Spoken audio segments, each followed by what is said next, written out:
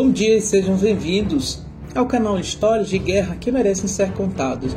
Preste atenção que hoje trazemos um vídeo muito interessante e altamente solicitado, nada mais e nada menos que a tentativa de Manstein, com seu recém-formado grupo Exército Dom, de libertar as tropas alemãs cercadas em Stalingrado. E como é de costume nesse canal, vamos vê-lo contando com muitos mapas que, sem dúvida alguma, tornarão muito mais fácil entender o que realmente aconteceu.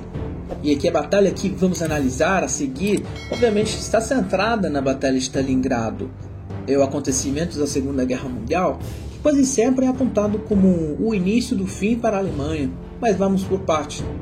Após 3 meses do final de agosto de 1942, as lutas continuavam para ganhar o controle da cidade, e em meados de novembro, 90% dela estava sob o controle alemão.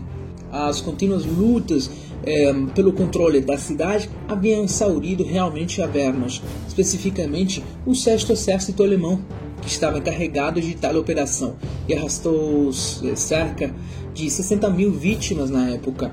De 11 a 17 de novembro, ocorreu a última ofensiva alemã na cidade. Ignorando os avisos de um ataque de flanco russo que estava sendo preparado, o alto comando alemão presumia que, em qualquer caso, eles teriam tempo para enfrentar este ataque e repeli-lo sem maior dificuldade. Mas não seria assim. No dia 19 de novembro, no início de manhã, os russos lançaram suas duas pinças, varrendo completamente os flancos alemães e deixando o 6º Exército Alemão completamente cercado na cidade, sem que ele tivesse capacidade de reagir. Devido ao cerco, foi concluído em apenas 4 dias. Os romenos do 2º e 4º Corpo conseguiram conter brevemente as primeiras ondas de infantaria, mas foram barridos pelos tanques russos por volta do meio-dia. Um fato importante é que os romenos dificilmente tinham armas antitanque para detê-los, Quando os fortes foram demolidos, os romanos fugiram em desordem pela Planície Branca, sendo perseguidos pelas ondas soviéticas. Embora tenha havido algumas tentativas de resposta ao ataque, os comandantes do 6º Exército subestimaram o ataque até que fosse tarde demais. Os combates na mesma cidade de Stalingrado não pararam por vários dias após o início do ataque soviético. A aviação alemã veio apoiar as unidades do eixo, mas o avanço soviético era imparável na época. Além disso, os russos não se concentraram apenas em circundar a cidade, mas também continuaram a pressionar por toda a frente até sair entre a cidade e a nova linha de frente alemã, que seriam entre 120 e 160 quilômetros, dependendo dos diferentes pontos. Como se isso não bastasse, enquanto isso acontecia em Stalingrado, em outros lugares da frente central e norte, os soviéticos lançaram ofensivas semelhantes como a lançada nos arredores de Leningrado, que já vimos aqui amplamente em um vídeo, ou aquele no setor central, conhecido como a Batalha do Zev, em que as tropas do general Model foram capazes de repelir os soviéticos, infligindo-lhes pesadas baixas. Tudo isso significa que as tropas de outros setores não puderam ser enviadas para a área de Stalingrado, porque eram necessárias lá também.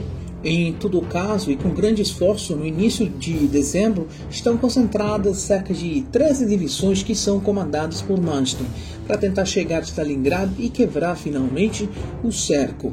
O general Paulus havia repetidamente solicitado permissão para se retirar de Stalingrado, mas não teve essa ordem. Se o líder alemão queria alguma coisa, era para ficar com a cidade. Ele comentou que, se a deixassem, nunca mais tomariam a cidade.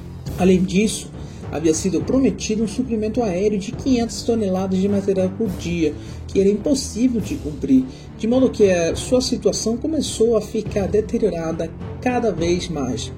Sua ordem era de resistir em todo custo, e sua promessa de que seriam libertados do cerco pelas tropas alemãs que viriam a seu socorro demoraria em chegar.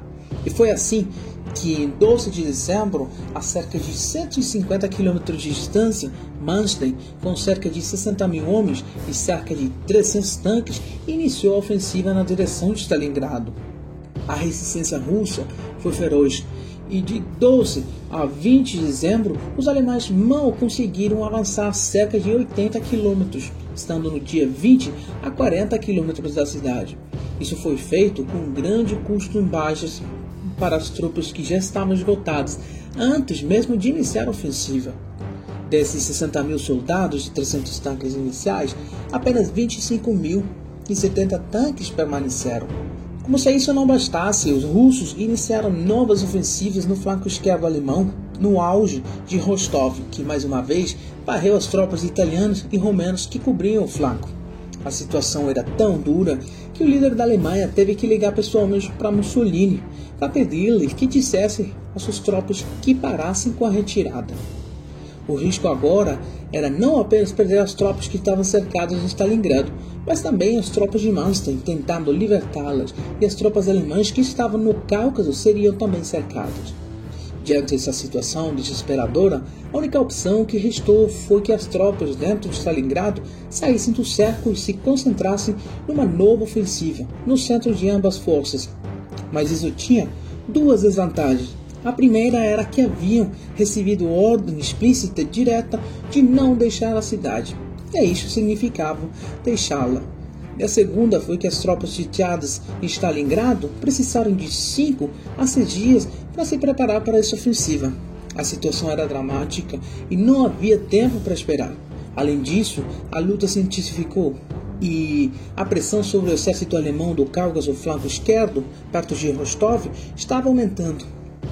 Em 23 de dezembro, a ordem de retirada ainda não havia sido concedida, e dada a impossibilidade das forças de Manstein de chegar a Stalingrado por seus próprios meios e devido ao perigo de serem totalmente cercadas, a ordem geral de retirada foi finalmente dada.